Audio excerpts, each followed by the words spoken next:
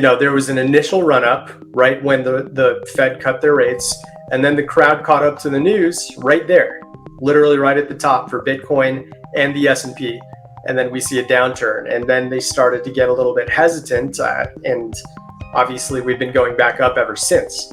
But right now is the time where you start to see whether people mention, those round numbers between 70 to 79K a lot, or if people get fearful that we might go back down to 50 to 59K. Right now, both are quite low.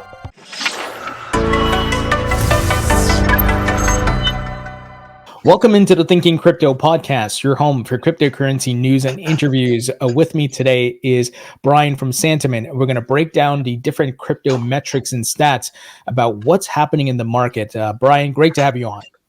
Good to be here, Tony. I think we've got a pretty substantial amount of things we can get into, and things are kind of celebratory, and the market's for the first time in a long time, I think. Yeah, Brian, I mean, doing this a day after the Fed announcement that they're cutting rates by 50 basis points, Bitcoin is back over $63,000. Definitely want to look at the data, and that's where you come in. So maybe we can start with what's the sentiment around the Fed and the cuts, and what are you hearing and seeing? Yeah, I'll show my screen here, and we can dive right into the sentiment side. I'll lead things off just by showing the overall mentions of any words related to Fed, rates cut, or inflation. And as you would imagine, the amount of discussion related to an event that happened for the first time in 4.5 years. The last time this happened was March 15th, 2020. So people are hyped, and they're talking about it quite a bit because objectively, this should be a bullish event for crypto. It was interesting, right when the Fed cut rates around 11-ish a.m. Pacific time yesterday, there was an initial run up followed by a huge drop off. And the stock markets actually ended down after they went up significantly to start. So that's actually quite typical when the crowd is anticipating something and the price is already a bit baked in, more so in the stock market than crypto, of course. But because it was already predicted to be like an 85% likely outcome for the Fed to cut rates, the prices had already been kind of creeping up. Bitcoin was already above 60K at the time the announcement was made. The S&P was already at all-time high levels. So the idea was there was a bit of a buy the rumor, sell the news situation that I think was pretty short-lived. By the time we went to bed here in the US, crypto was already starting to creep up, especially altcoins, which I'll get into in a moment. But the initial reaction appears to be a lot of hype, a little bit of confusion because yesterday was a bit of a fake out day. So that distrust, I think, is helping to fuel crypto higher right now because retail traders haven't quite FOMO'd in just yet like you would expect. Yeah, for sure. And you mentioned the volatility, right? Usually I've noticed a pattern that anytime there's an announcement a week of an FOMC meeting or whatever it may be, there's tons of volatility. You can't really judge the market yet. You kind of have to let things cool down. Maybe next week we get a clearer understanding, but Bitcoin is starting to move. I don't know if this is a true breakout to a new all-time high, or, it's making a lower high, so to speak, lower low on its way to finding the bottom. Yeah, it's really tough to predict. And if we knew the future, we wouldn't even need jobs, right? So I think I just put out an article yesterday talking about how the crowd is likely going to dictate whether we do see an all-time high as a quick reaction to this news. I basically just talk about how, there was an initial run up right when the Fed cut their rates, and then the crowd caught up to the news right there, literally right at the top for Bitcoin and the S&P.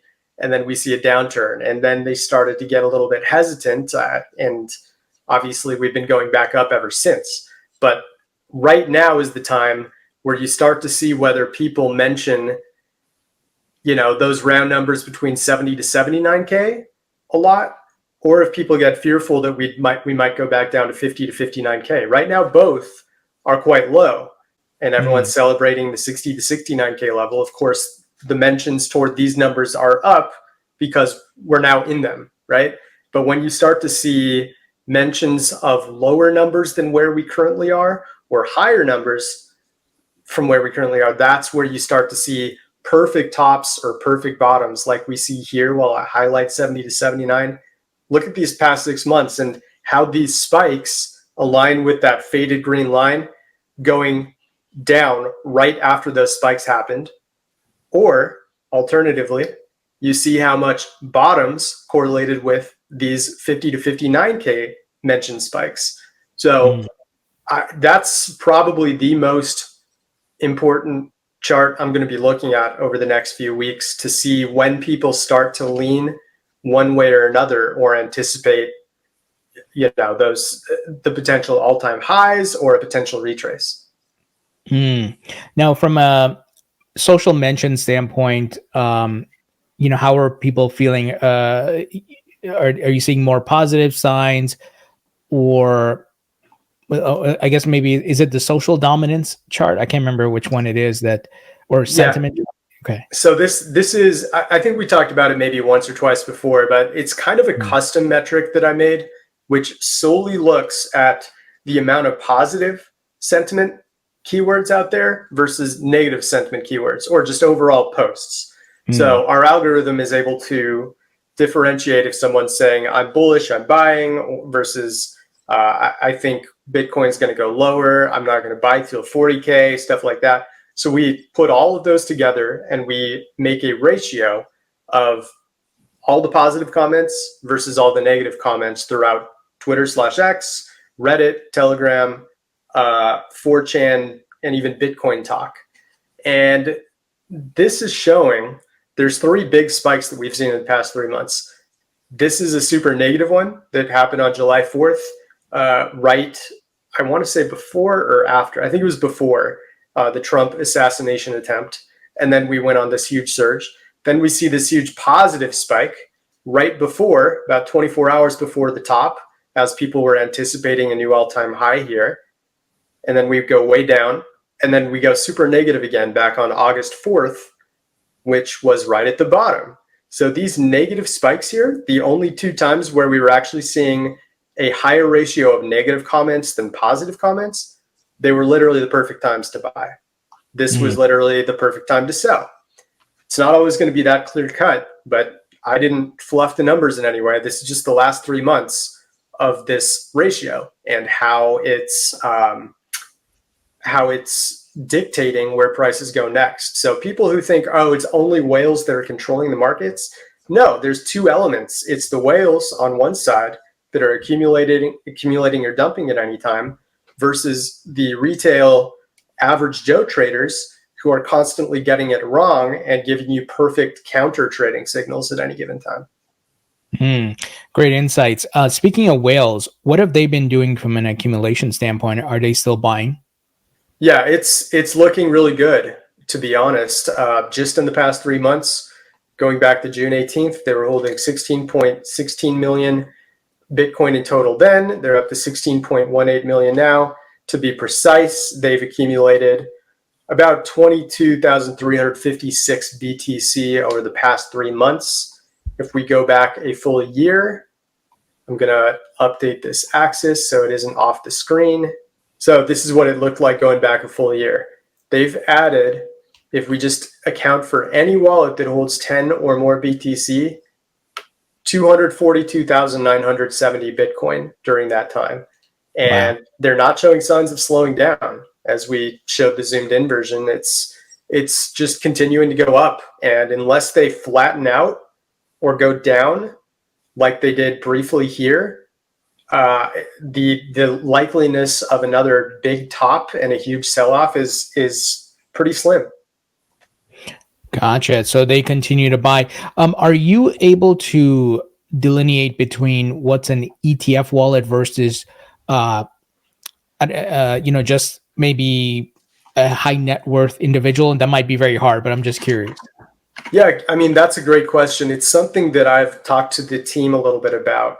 And I'd love if we eventually have that.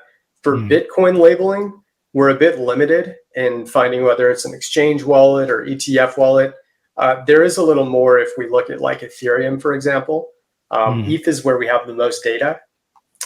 For any asset that is under the ERC20 blockchain, we have a little more labeling in terms of where wallets are coming from. It might take just a few seconds to load here. Why don't I come back to it just so we don't have to sit and wait? But, oh, there we go. So we can see here, if we just look at like the last 30 days of transactions, we can sort by the largest to smallest over that time. And we can see like the biggest Ethereum one, for example, was a centralized exchange move to another centralized exchange. And we have a lot of those that are happening all the time. This was an actual withdrawal. This was a withdrawal as well. The deposits are the ones that we look out for. And I wish we had that for Bitcoin. I assume that we eventually will, because our developers are amazing. And I want to give them a shout out for good reason. But for now, we can't really differentiate between ETF wallets and regular on-chain wallets. Got it. Yeah, and I know like the folks at Bitwise, they do share their wallet address where they store their Bitcoin, but not all the issuers do that. But if they all did, it would be pretty easy for the market to get an idea of who has how much real time, what's moving in and out, and you could segment those wallet addresses from the rest of the folks out there. Totally. I think the fact that there's public info out there means it's a matter of time until we have that on Santiment. Awesome. Now, altcoins, they've been struggling for a lot because Bitcoin obviously has been in a corrective phase. However, we're seeing some of them, individual altcoins, are starting to move a bit. What are you seeing on your end? Yeah, I mean, there have been plenty of breakouts just in the past 24 hours. I see BitTensor and Celestia making huge runs. I think Celestia, it's the top performer, at least within the top 100 market caps over the past week, up 51%. We also see assets like SUI up 30%, BitTensor up about 32.5%, Immutable X up 20%, Phantom having a huge run, up 34.5%. So plenty of altcoins having individual runs, and that's where these, metrics are just so handy, because when you start to see things get bullish or even flat, there's always individual assets out there that are getting huge stories at any given time. I made this model for myself that's basically using the Santiment API to tell me which networks are getting hot or are getting super cold compared to their normal averages at any given time. And each of them have a label here. I know it's a ton. It looks like a spaceship. I understand. But the moral of the story is, if you look at any of these labels, the more red they are, the hotter the network is. For example, Phantom, which is one of the best performers over the past week and even past day. It's not a coincidence that it's seeing a lot of hot network activity right now.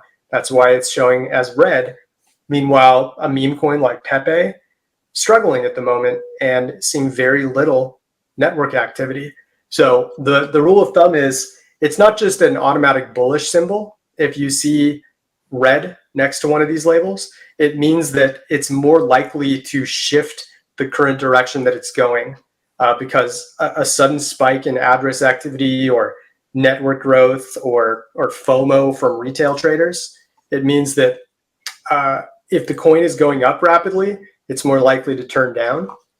So yesterday, when Phantom was kind of flat, this was a perfect signal that it was about to erupt. This is 2 days ago, and then this is the past 24 hours.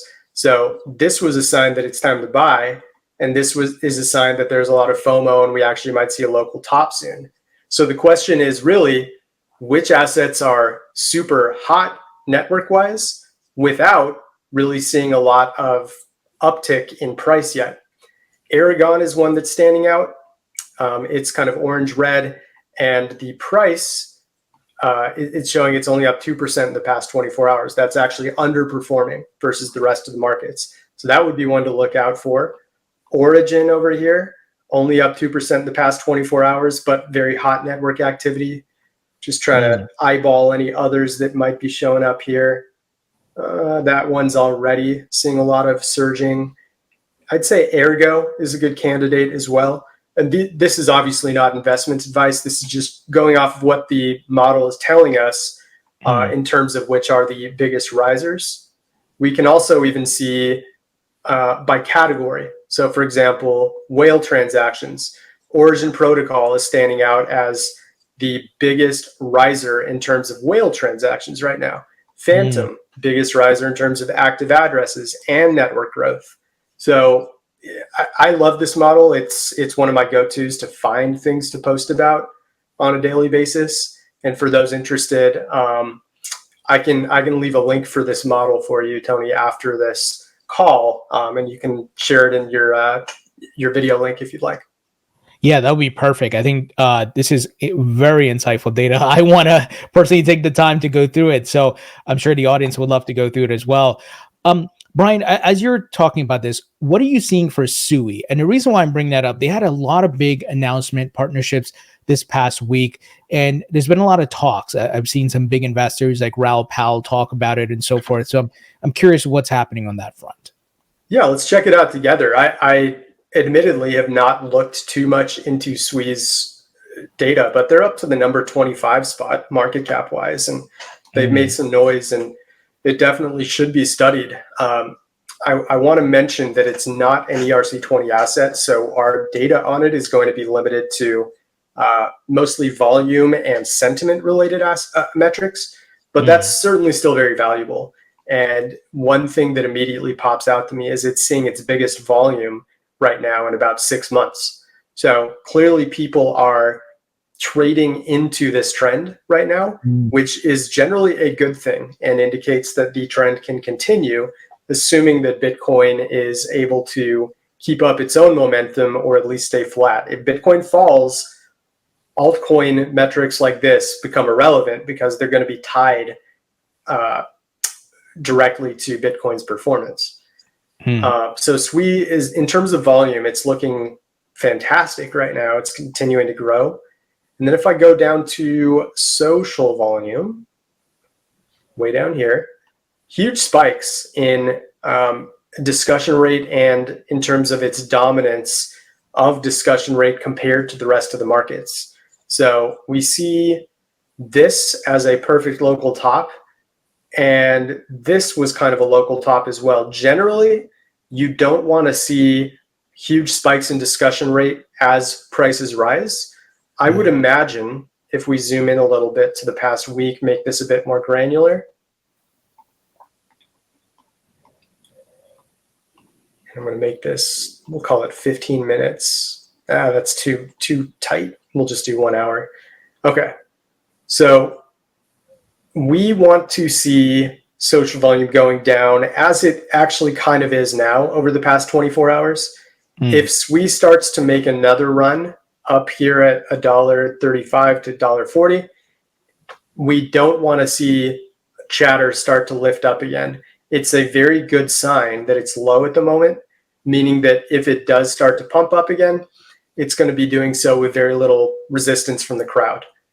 Once the FOMO picks up, that's where you might see a top once again. So in terms of SUI's performance, it's probably going to be highly dictated by how much the crowd is paying direct attention to this asset versus just the other altcoins that are having their own breakouts, which there are a lot of right now. It seems that things are starting to turn a bit bullish with Bitcoin moving, some of these altcoins breaking out, but we still got to give it time because historically September has been not so good for markets. So, it could be a fake out a bit and then we get a dump, and then come Q4, maybe that's when things really start to move, but who knows, right? We don't have a crystal ball, but good to see some activity here. Yeah. The more people talk about timing in the markets, the less it typically matters. If the narrative throughout Twitter and Reddit and what have you is that September is a bad month, September will end up being a very good month. If people don't believe in the hype around certain months or timing, that's when timing starts to matter more. So markets are always moving the opposite direction of the crowd's expectation. And I don't mean that lightly. Like, we just continue to see that being the case, like clockwork. I personally think even with crypto being around a little over 15 years now, it's still too small of a sample size for us to look at one given month or one given season and say, that's the time to buy, that's the time to sell, because it happened 4 other times or 7 other times. Maybe after 150 years, we'll have enough data to say what months or weeks are good. But I'm not a believer in timing the markets and saying, oh, you can just pour your money into something else until, December, and then it's a good time to scoop up Bitcoin. Because if everyone believes that, Yeah. and it's a zero-sum game, how is that possible? Yeah, for sure. And great point that the market always does the opposite of the herd, right? The herd is never right. Well, for the most part, probably 99% of the time. Maybe there's a 1% chance they are, but time and time again, I see that where, everybody's saying one thing and the market does the opposite. Totally. Yeah, it's a great lesson for trading psychology, even for, equity trading and other things. There are always crowd narratives that form.